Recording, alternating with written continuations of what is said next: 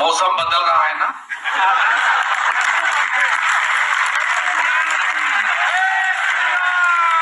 आने वाला दिन में और भी अच्छा होगा।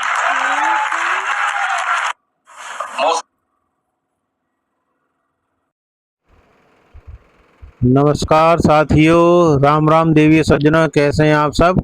स्वागत है आपका एक बार फिर से अपने YouTube चैनल आगरा डायलॉग में।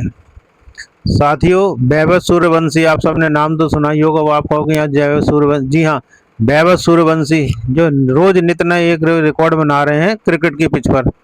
ऐसे ही बंगाल के मुख्यमंत्री शुभेंदु, वो भी एक नए रोज नए रिकॉर्ड बना रहे हैं, लेकिन वो बना रहे हैं राजनीति के पिच पर। अब आप पूछेंगे वो सब कैसे। तो साथियों, शुभेंदु अधिकारी भी रोज एक न एक कोई नया विस्फोट सा कर रहे हैं राजनीतिक गलियारों के अंदर। अच्छा, आपने थंबनेल में देख ही लिया होगा कि जो योगी जी ना कर सके वो शुभेंदु ने कर दिया। ये मैं क्यों कह रहा हूँ, इसके पीछे आप सबने सुना भी होगा, समाचारों में पढ़ा भी होगा कि दोस्तों देखिए, किसी भी लोकतांत्रिक देश के अंदर सरकारी कल्याणकारी जो भी योजनाएं होती हैं वो समाज के कमजोर और जरूरतमंद लोगों के लिए बनाई जाती हैं। लेकिन उसके ऊपर जरूरतमंद तबके के ऊपर उठाने जो योजनाएं बनाई जाती हैं वो कमजोर और जरूरतमंद तबके के ऊपर उठाने के लिए बनाई जाती हैं। लेकिन क्या आपने सोचा है कि ये योजनाओं का लाभ उठाने के लिए क्या कोई सामाजिक या कानूनी सीमाएं होनी भी चाहिए। साथियों, आज हम इन्हीं सबको इसी बात के ऊपर चर्चा करेंगे। इसके मायने क्या है, इसी को हम समझेंगे। साथियों, जब आप एक वोट देते हो तो इस वोट की कीमत क्या होती है। इस वोट की कीमत आज आपको बंगाल में देखने को मिलेगी कि आपको ये वोट देने की ताकत क्या है। कि जब से वहाँ पे सरकार बदली है तो आपको सरकार में अब वहाँ को उसके कामकाज में भी आपको फर्क नज़र आ रहा होगा, क्योंकि शुभेंदु अधिकारी ने इस तरीके के वहाँ काम किए हैं जैसे एक उन्होंने नई मील का पत्थर गाड़ दिया है। हाल ही में देश की राजनीतिक प्रशासनिक गलियारों में एक नई बहस ने जोर पकड़ा है। बहस किस बात की है? बहस इस बात की है कि सरकारी योजना को जो लाभ होता था पिछली सरकारों में तो आपको तो पता ही था कैसा होता था। एक अपने विशेष वर्गों को खुली छूट थी कुछ भी करने के लिए, सब योजना उन्हीं के लिए लागू हो रखी थी। लेकिन जो अपना एक वर्ग था, हिंदू वर्ग कहिए जिसे, तो वो वहाँ पे एक तरीके प्रताड़ित हो रखा था, अल्पसंख्यक बना हुआ था, उसको वो सरकारी योजनाओं को लाभ ही नहीं मिल रहा था। लेकिन शुभेंदु अधिकारी ने अब एक नया यहाँ पे मास्टर स्ट्रोक चल दिया है। वो आज हम इसी चीज को समझेंगे कि मास्टर स्ट्रोक है क्या। साथियों, वीडियो को शुरू करें उससे पहले देखिए शुभेंदु अधिकारी क्या कह रहे हैं। देखिए, एक बार सुनिए जरा गौर से इसको, ये अपने वीडियो में क्या कह रहे हैं और फिर अपन इसके मायने समझते हैं क्या है मायने। ये यूजीसी के कानून के ऊपर जो लेके आए हैं, पहले आप इस वीडियो को देखिए। रंजना देसाई का कमेटी हो गया है, कमेटी काम शुरू करेगा, आ जाएगा। दूसरा प्रदेश में यूसीसी लागू हो गया है। एक ही देश है, एक ही कानून रहेगा, दो कानून नहीं रहेगा। इसके लिए क्लियर, क्रिस्टल क्लियर है। कानूनी क्षेत्रों की या किसी ये हमारी सुप्रीम कोर्ट का रिटायर्ड जस्टिस देसाई का कमेटी हो गया है, कमेटी काम शुरू करेगा, आ जाएगा। दूसरा प्रदेश में यूसीसी लागू हो गया है। एक ही देश है, एक ही कानून रहेगा, दो कानून नहीं रहेगा। मान के चलिए क्लियर, क्रिस्टल क्लियर है। कानूनी क्षेत्रों की या किसी ये सज्जनों, आज हम इस वीडियो में बिना किसी राजनीतिक पूर्वाग्रह की पूरी तरह से प्रशासनिक और कानूनी नजर से उन 4 प्रमुख श्रेणियों का विश्लेषण करेंगे जिन्हें सरकारी योजनाओं के दायरे से बाहर रखने की मांग या प्रस्ताव सामने आ रहे हैं। यह विश्लेषण किसी व्यक्ति विशेष के लिए नहीं बल्कि समाज और नीति निर्माण पर पड़ने वाले दूरगामी प्रभावों पर आधारित है। आइए अब हम बात करते हैं शुभेंदु अधिकारी जो नया फरमान जारी किया है, उस फरमान के हिसाब से उन्होंने सरकारी योजनाओं का लाभ अब उन्हीं लोगों को मिलेगा जो उन 4 शर्तों को पूरे करेंगे। वो 4 शर्तें क्या है दोस्तों, वो हम यहाँ समझने की कोशिश करते हैं। तो हम सबसे पहले बात करते हैं उन 4 श्रेणियों की, यानी कि उन श्रेणियों में सबसे पहले वो लोग जिन्होंने 2 या 2 से अधिक शादियां की हैं, जिनके बच्चे एक निश्चित सीमा से अधिक हैं। हमारे देश में विभिन्न समुदायों के लिए अलग अलग पर्सनल लॉ है, काम करता है, जहाँ एक तरफ सामान्य कानून के तहत बहुविवाह को बहुत पूरी तरह प्रतिबंधित किया है। वहीं कुछ व्यक्तिगत कानूनों के तहत इसे एक सीमा तक धार्मिक मान्यता मिली है, लेकिन जब बात राज्य के संसाधन और टैक्स पेयर के पैसे की आती है तो नीति निर्माताओं का मानना है कि संसाधन सीमित हैं। साथियों देखिए, शुभेंदु अधिकारी ने क्या कहा है, उन्होंने क्या बोला कि जिनकी 2 से अधिक शादियां हों, यानी 2 शादी तो और भी धर्मों में होती हैं, बहुत से लोग कर भी लेते हैं, लेकिन जहाँ 2 से अधिक, अब आपको पता है कि 2 से अधिक शादी कहाँ होती है, आप समझ रहे हैं ना। तो भाई जिनकी 2 से अधिक शादी है उनका खर्चा सरकार क्यों उठाए, जब जिसने 4 शादी करे 5 शादी करे अपने दम पे करे, जो जनसंख्या पैदा हुई वो आदमी अपने वो बोझ उठाना, उसका खर्चा सरकार क्यों उठाएगी। तो साथियों यही बात है, वो उन सरकारी योजनाओं से बाहर कर दिया, सीधा रास्ता गेट आउट, उनके लिए कोई नहीं है, और सही बात भी है। फिर दूसरा कि जिन बच्चों का सरकारी टीकाकरण नहीं हुआ है, भाई आपको तो पता ही है जब कोरोना की वैक्सीन चली थी तब लोगों ने भी उस कोरोना को वैक्सीन को धर्म से जोड़ दिया गया था। यहाँ तो हर चीज धर्म से जोड़ के देखी जाती है। तो उसमें स्पष्ट बोल दिया कि जिनका, जैसे सरकार ने पोलियो टीकाकरण चलाया था, बच्चों के लिए टीका चलवाए रखे हैं, तो उसके अंदर जिन्होंने सरकार टीकाकरण नहीं करवाया हुआ, क्योंकि हमारे यहाँ बहुत से धर्म समुदाय ऐसे हैं जो अपने धार्मिक उसमें बच्चों को पढ़ने भेजते हैं, उनको विज्ञान की तो खैर उनके यहाँ कुछ मान्यता है ही नहीं है, उनके यहाँ तो वो एक आसमानी किताब है, वही सब कुछ है, तो वो तो अपने उसी के आधार पर चलते हैं। लेकिन यहाँ शुभेंदु कहते हैं मास्टर स्ट्रोक चला है कि जिनका टीकाकरण नहीं होगा वो भी उन सरकारी योजनाओं से उन्होंने नमस्ते उनको बाहर का रास्ता कर दिया। टीकाकरण सरकारी योजनाओं में चलाया जाता है, उनको मुफ्त टीकाकरण होता है, लेकिन वो मुफ्त का टीकाकरण भी नहीं करवाते हैं। तो इसी के तहत सरकार ने नए नियमों के साथ यदि कोई परिवार जानबूझकर सरकार द्वारा अनिवार्य किए गए स्वास्थ्य नियमों या टीकाकरण का पालन नहीं करता है तो उन्हें मिलने वाली सरकारी भत्तों या मुफ्त राशन जैसी योजना पर रोक लगाई जा सकती है। हालांकि ये देखा जाए तो एक अच्छा ही कदम है, भाई सरकार आपके स्वास्थ्य के लिए तो कर रही है, कौन सा आपसे उसका पैसा ले रही है, फ्री में कर रही है, लेकिन नहीं है, यहाँ तो हर चीज धर्म के हिसाब से होगी। तो इसके पीछे का प्रशासनिक तर्क बहुत सीधा है, यदि आप समाज को खतरे में डाल रहे हैं तो आप समाज द्वारा पोषित कल्याणकारी योजनाओं के हकदार कैसे हो सकते हैं। यह कदम किसी को प्रताड़ित करने के लिए थोड़ी ना गवर्नमेंट ने बनाया, बल्कि ये तो देखा जाए तो उनकी सुरक्षा के लिए, ये स्वास्थ्य की दृष्टि से है। तो ये भी एक बहुत बड़ा कदम है और इसकी तो सराहना ही करनी चाहिए। और तीसरा जो उन्होंने एक जो नया बनाया है, तीसरी श्रेणी में अगर हम आए तो बहुत ही संवेदनशील और सीधे तौर पर हमारे भविष्य यानी बच्चों की शिक्षा से जुड़ा है। यह नियम क्या कहता है, यह नियम यदि कोई भी अभिभावक, कोई भी पेरेंट्स, कोई भी गार्जियन जो बच्चों की देख रेख कर रहा है, अपने बच्चों को किसी मान्यता प्राप्त, जो सरकार द्वारा मान्यता प्राप्त है, सरकारी स्कूल में भेजने के बजाय केवल किसी ऐसे धार्मिक संस्थानों का मतलब क्या है, सीधे सीधे भाई या तो मदरसे ही आ गए, मदरसों में भेजता है जहाँ आधुनिक विज्ञान, गणित और भाषा की शिक्षा नहीं दी जाती, तो उन्हें सरकारी कल्याणकारी योजना से उनको भी वंचित कर दिया है कि भैया तुम भी जाओ, नमस्ते इंडिया। और ठीक सही बात है, आज का दौर विज्ञान का युग है, आप बच्चों को पढ़ाइए, लिखाइए, शिक्षित बनाइए, कौन मना कर रहा है। धर्म अपनी जगह है, धर्म की शिक्षा दीजिए, कोई मना नहीं कर रहा है, लेकिन उसके साथ में भाई गवर्नमेंट, सरकार ये थोड़ी ना करे कि आप सरकारी स्कूल में पढ़ाओ। सरकार द्वारा मान्यता प्राप्त किसी भी ऐसे स्कूल में जहाँ बच्चा विज्ञान भी पढ़े, गणित भी पढ़े और जिससे उसके आगे तरक्की करे, वो कल को वही बच्चे आगे चल के वैज्ञानिक बन सकते हैं, पायलट भी बन सकते हैं, इंजीनियर भी बनेंगे। लेकिन यदि आपने उसे एक धर्म की किताब पढ़ा दी तो वो तो धर्म का चोला ओढ़ा रहेगा और बस सुबह से शाम तक बस अपना वो करता रहेगा।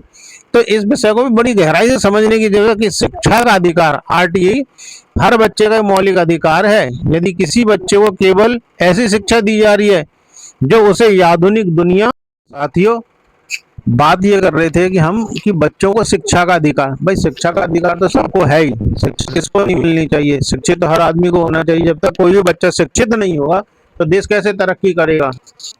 लेकिन इसका मतलब ये थोड़ी ना है कि आप अपने बच्चों को आधुनिक शिक्षा से दूर रखा जाए।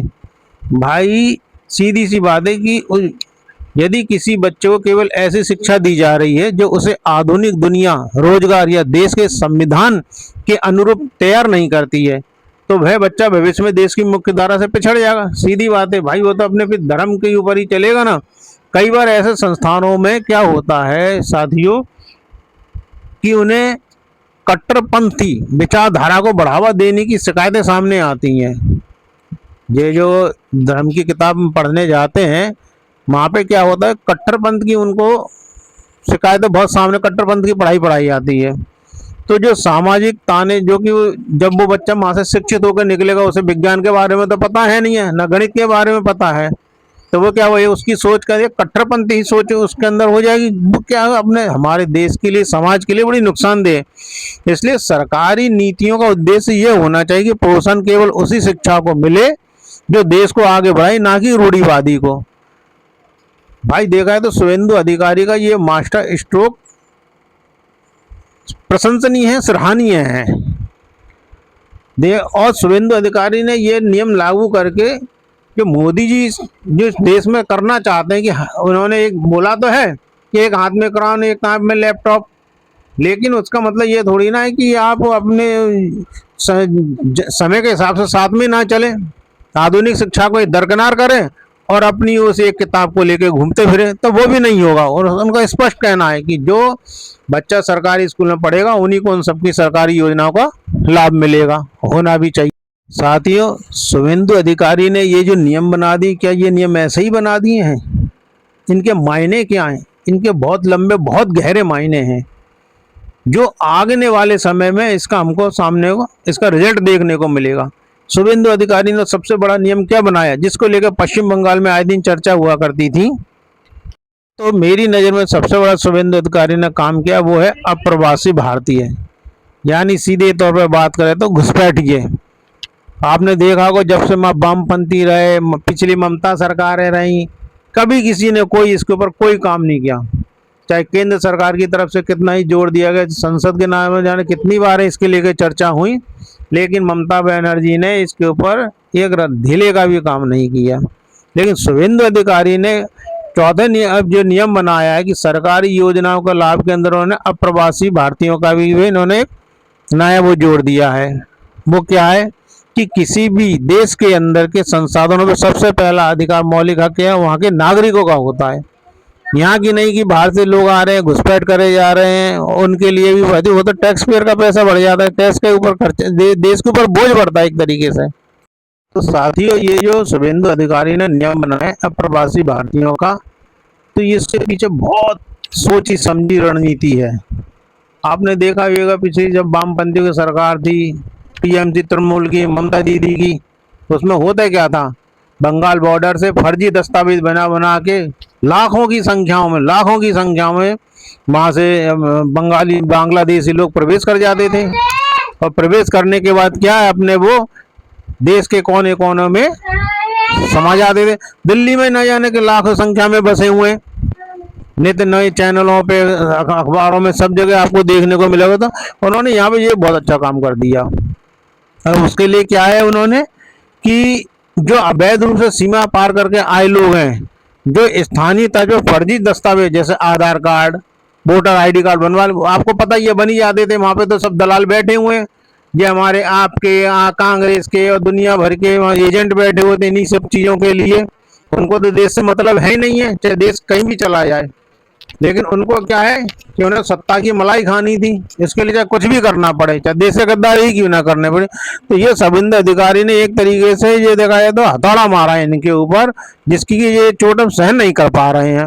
अब वो कैसे, तो अब इन सरकारी योजना का लाभ ही उन्हीं लोगों को मिलेगा।